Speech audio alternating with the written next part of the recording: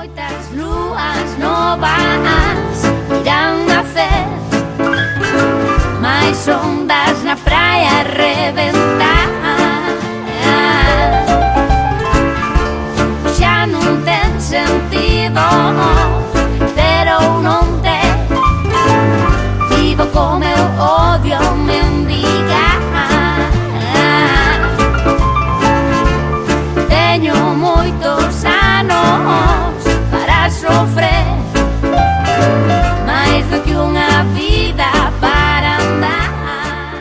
A verdade é que foi unha experiencia extraordinaria porque a pesar de que, como sempre, pois hai libros que te gustan máis e libros que te gustan menos, pois o feito de estar aí e poder pois debatir con outros membros do xurado cal é o libro que máis te gustou dos 11 que lín, a verdade é que foi unha experiencia única e eu creo que volvería a repetir, volvería a ler eses 11 libros e volvería a debatir cal é o que máis me gustou.